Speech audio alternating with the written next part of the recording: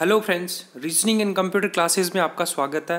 दोस्तों, मैं आज आपके लिए जो ये वीडियो लाया हूँ ये उन स्टूडेंट्स के लिए बहुत ही ज़्यादा इम्पोर्टेंट है जिनके पार्ट बी क्वालिफाई नहीं हुआ है। दोस्तों, इस वीडियो में मैंने पार्ट बी में नॉर्मलाइजेशन हुआ है तो कितना हुआ है और किन बच्चों का हुआ है और किन बच्चों का नहीं हुआ, उन सभी चीज़ों के बारे में डिस्कस करूंगा। आज मैं इसमें कुछ बच्चों के स्कोर कार्ड लेके आया हूं जहां मैं आपको लाइव दिखाऊंगा प्रूफ के साथ कि कुछ बच्चों के कितने ज़्यादा मार्क्स बढ़े हैं और कुछ बच्चों के बिल्कुल भी मार्क्स नहीं बढ़े। इन सभी चीज़ों के बारे में हम डिस्कस करेंगे कि किन किन शिफ्ट का नॉर्मलाइजेशन हुआ है और पार्ट बी में कितने नंबर तक और किस ट्रेड के बंदों के मार्क्स बढ़े हैं, और इन्हीं सभी लाइव स्कोर के साथ हम डिस्कस करेंगे। तो उम्मीद करता हूँ आपको ये वीडियो पसंद आएगा। अगर दोस्तों पसंद आता है तो लाइक एंड सब्सक्राइब करना ना भूलें। तो चलो दोस्तों, हम स्टार्ट करते हैं।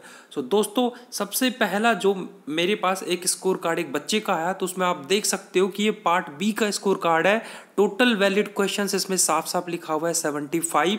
इस बच्चे के 75 में से 14 नंबर थे, जो 14.66 नंबर जो इसके दिख रहे हैं आपको सेकंड रो में। उसके बाद जब इसका प्रो रेटेड कैलकुलेट हुआ आउट ऑफ 100, जो आरआरबी ने बाद में करेक्ट किया था, तो ये बढ़ के इसका हो गया था 19.55। लेकिन और उसके बाद आप देख पा रहे हो कि इस बच्चे के नॉर्मलाइजेशन में 10 नंबर बढ़े, फिर भी ये बंदा पास नहीं हो पाया क्योंकि नॉर्मलाइज्ड मार्क्स 35 नंबर होने चाहिए थे।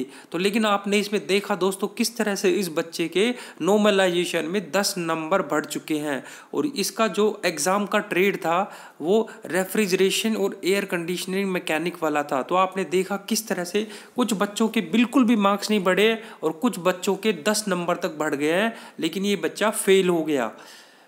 ऐसे ही हम अगले बच्चे के बारे में डिस्कस करेंगे। मेरे पास एक स्कोर कार्ड और है, तो इस स्कोर कार्ड में देखोगे आप तो ये भी जैसे टोटल वैलिड क्वेश्चंस इसमें आपको दिख रहा है कि 75 टोटल वैलिड क्वेश्चंस थे। इस बच्चे के रॉ मार्क्स आउट ऑफ 75 आ रहे थे 44.33, मतलब जहाँ पे इसको 26.25 चाहिए थे वहाँ इसके 44.33, मतलब ये स्टूडेंट पास था। लेकिन जब इसका प्रोरेटेड आउट ऑफ 100 कन्वर्ट हुआ तो इसके हो गए 59.1, मतलब ये तो बहुत अच्छा स्कोर है। लेकिन आप सबसे लास्ट वाली रो देखिए, पता नहीं इसमें आरआरबी ने कोई मिस्टेक की है या इसका किस तरह का नॉर्मलाइजेशन हुआ कि इस बच्चे के नॉर्मलाइज मार्क 59 से 39, मतलब ये बच्चा पास हो तो गया लेकिन इसके नॉर्मलाइज मार्क्स 20 नंबर कम हो चुके हैं। और ये सेम ट्रेड से था, रेफ्रिजरेशन और मैकेनिक वाला जो ट्रेड अभी जो मैंने आपको पीछे मेंशन किया था, एयर कंडीशनर और रेफ्रिजरेशन वाला, सेम ट्रेड के साथ। तो आप देख रहे हो कि एक बच्चे के तो पिछले वाले बच्चे के तो 10 नंबर बढ़ गए और इस बच्चे के 20 नंबर कम हो गए। ये तो इसका लक अच्छा था कि इसने बहुत ज़्यादा इसके अच्छे मार्क्स हो रखे थे इसलिए पास हो गया। लेकिन आपने देखा किस तरह आरआरबी के इस नॉर्मलाइजेशन ने इससे 20 नंबर कम कर दिए। तो इसी तरह से हम अगले बच्चे का डिस्कशन करते हैं। ये इस बच्चे के देखो कि इसमें इसके जो raw marks out of valid question जो 75 में से इसके जो मार्क्स थे, जो मैंने भी आपके सामने डिस्कस किया कि इस बच्चे के 20 नंबर कम हो गए और इसके 39 हो गए, जबकि इसके 59 मार्क्स होने चाहिए थे नॉर्मलाइज मार्क्स में 39, लेकिन इसके अच्छे मार्क्स होने की वजह से ये बच्चा पास हो गया। अगले बच्चे के बारे में हम डिस्कस करते हैं। ये एक बच्चे का स्कोर कार्ड है। इसमें देखो आप देख पाओगे कि इस बच्चे के जो रॉ मार्क्स थे जो आउट ऑफ 75 थे वो थे 25.33, मतलब जहाँ पे 26.25 चाहिए थे वहाँ पे इसके लगभग 0.75 मार्क्स कम थे। इस 0.75 मार्क्स कम होने से जब इसका प्रो रेटेड कैलकुलेट हुआ तो देख सकते हो दोस्तों इसका प्रो रेटेड अभी भी गलत है, ये अभी भी आउट ऑफ 100 दिखा रहा है और वही 25.33। तो ये एक आप इसके स्कोर कार्ड में एक मिस्टेक देख रखे हो। और उसके अलावा आप देख पाओगे कि इसके नॉर्मलाइज मार्क्स में एक नंबर भी नहीं बढ़ा, इसके नॉर्मलाइज मार्क्स में एक नंबर भी नहीं बढ़ा। यह बहुत ज़्यादा सरप्राइजिंग चीज़ है कि भाई ऐसा क्यों हुआ और इस कारण से यह बच्चा फेल हो गया। अगर इसके नॉर्मलाइज मार्क्स थोड़े 1 या 2 नंबर बढ़ जाते तो यह इस कैटेगरी में से पास हो जाता। इसी तरह हम अगले बच्चे का मार्क्स डिस्कस करते हैं। इसमें एक बच्चा है जिसके जैसे आप देख रहे हो कि ये बच्चा पास हुआ है। इस बच्चे के टोटल वैलिड क्वेश्चंस थे 75, उसमें से रॉ मार्क्स जो इसके आए थे वो 47 मार्क्स आए थे। तो 47 में से जब इसका pro rated out of 100 calculate हुआ तो ये 62.66 हो गए। और इस बच्चे के नॉर्मलाइजेशन में 2 नंबर बढ़े, जिससे इसका स्कोर लगभग 64.23 हो गया। और ये बच्चा एक पीसीएम कैटेगरी का बंदा था। तो देख सकते हो कि इस बच्चे के नॉर्मलाइजेशन में 2 नंबर बढ़े। तो जिस तरह से हमने देखा, एक बच्चे के 10 नंबर बढ़ गए, दूसरे बच्चे के 20 नंबर कम हो गए, और इस बच्चे के 2 नंबर बढ़ गए, जिससे ये पीसीएम में पास हो गया। तो आप देख रहे हो कि कहीं भी समझ में नहीं आ रहा है कि आरआरबी ने किस तरह का नॉर्मलाइजेशन किया है, जिसमें बच्चों के अलग अलग बच्चे के सेम शिफ्ट में अलग अलग नंबर बढ़ रहे हैं। सो बच्चों को समझ में नहीं आ रहा है कि आखिर इसमें कौन सा फॉर्मूला यूज़ किया गया था। लेकिन आरआरबी जल्दी इस चीज़ को डिक्लेयर कर देगा। लेकिन आप देख सकते हो कि रैंडम तरीके से बच्चों के नंबर कम और ज़्यादा नॉर्मलाइज में हो रहे हैं। सो अब इस एक बच्चे के नंबर देखिए। इस बच्चे के टोटल वैलिड क्वेश्चंस थे 75 और इसके जो रॉ मार्क्स आए थे वो आए थे 30.66।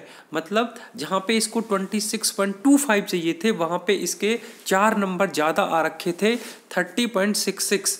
और जब इसका pro rated out of 100 calculate हुआ तो ये इसका हो गया 40.88। तो आप देख रहे हो, लेकिन इस बच्चे का नॉर्मलाइज मार्क्स 40 से 23 हो गया। मतलब 17 नंबर इसके कम हो गए। जो बच्चा पहले नॉर्मल तरीके से पास हो रहा था, उस बच्चे के 17 नंबर कम हो गए। और इन 17 नंबर कम होने से इस बच्चे के 23.54 हो गए। जहां इसके मार्क्स 40 हो जाने चाहिए थे, वहाँ पे इसके 17 मार्क्स कम कर दिए। और इस वजह से ये बच्चा नॉर्मलाइजेशन की वजह से फेल हो गया। तो देखा आपने किस तरह से बच्चों के मार्क्स कम भी हुए हैं नॉर्मलाइजेशन में। मैंने अपने चैनल में बहुत सारे बच्चों के कमेंट्स देखे, फिर उनसे स्कोर कार्ड मंगाया, तो फाइनली पता चला कि सच में बच्चों के साथ ऐसा हुआ है। तो इस तरह से आप एक अलग स्कोर कार्ड देखिए। इस बच्चे के आउट ऑफ 75 29 मार्क्स थे, मतलब ये पास था।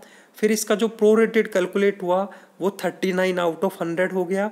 और इसके नॉर्मलाइज मार्क्स इसके 2 नंबर लगभग नॉर्मलाइजेशन में बढ़े, और ये इलेक्ट्रीशियन ट्रेड से था, और इस वजह से ये बच्चा पास हो गया।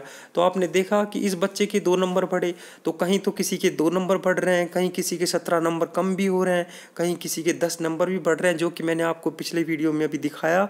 इसमें आपको पीछे कई बच्चों का स्कोर कार्ड लेके। तो दोस्तों कुछ समझ में नहीं हो रहा है कि आरआरबी ने किस तरह का फॉर्मूला यूज़ किया है। कहीं हर ट्रेड में, हर एग्ज़ाम ट्रेड में अलग अलग बच्चों के अलग अलग तरीके से नंबर कम और ज़्यादा हो रहे हैं। हालांकि आरआरबी जल्दी इस चीज़ को कंफर्म कर देगा, लेकिन इसके बारे में अभी तक कुछ नहीं कहा जा सकता। और एक बच्चे का स्कोर और देखिए। इस बच्चे के आउट ऑफ 75 मार्क्स, जिसके रॉ मार्क्स थे वो 21 थे, जब इसका प्रो रेटेड कैलकुलेट हुआ तो ये 28 हो गए, जो आउट ऑफ 100 था। लेकिन आप देखो इस बच्चे के इलेक्ट्रीशियन ट्रेड से 28 से जो इसका नॉर्मलाइज मार्क्स है वो 43 हो गया। मतलब आप देख सकते हो कि इस बच्चे के किस तरह से 13-14 नंबर नॉर्मलाइजेशन में बढ़ गए, और इस वजह से ये बच्चा पास हो गया। और ये सेम इलेक्ट्रीशियन ट्रेड से था। तो और जबकि इसके नॉर्मल तरीके से पास नहीं हो रहा था, लेकिन जब इसका प्रो रेटेड कैलकुलेट हुआ और नॉर्मलाइजेशन हुआ तो नॉर्मलाइजेशन से इसके मार्क्स काफ़ी ज़्यादा हो गए और ये बच्चा पास हो गया। इसी तरह से मैं एक आपको अगला स्कोर दिखाता हूँ। इसमें एक बच्चे के जो रॉ मार्क्स थे वो 32.33 थे, और जब इसका प्रो रेटेड कैलकुलेट हुआ तो ये 43.1 हो गए। तो अगर इस बच्चे के नॉर्मल मार्क्स देखे जाएं तो ये बच्चा पास हो रहा था, लेकिन आरआरबी के नॉर्मलाइजेशन ने इसके नंबर 43 से 15.58 कर दिए। और ये एग्ज़ाम ट्रेड जो इसका था वो हीट इंजन कैटेगरी का था, और इस वजह से ये बच्चा फेल हो गया। तो आप देखो किस तरह से इस बच्चे के जो 43 नंबर आ रहे थे, जहाँ इसको बहुत आसानी से पास हो रहा था, वहाँ नॉर्मलाइजेशन ने इसके बहुत ही ज़्यादा कम नंबर कर दिए। और ये हुआ है एग्ज़ाम ट्रेड जो हीट इंजन वाला था, इसमें। तो आप देखो किस तरह से बच्चों के इतने कम नॉर्मलाइज मार्क्स हो गए हैं। सो अगर दोस्तों आप जैसा कि आपने देखा कि इस तरह से काफ़ी बच्चों के कम नाम मार्क्स हो गए हैं, तो इस तरह का एनालिसिस मैंने आपके सामने लेके आया। अगर आपको इसी तरह की वीडियो और देखने हैं तो प्लीज़ मेरा चैनल लाइक एंड सब्सक्राइब करना। मैं इस तरह की वीडियोज़ लाता रहता हूँ।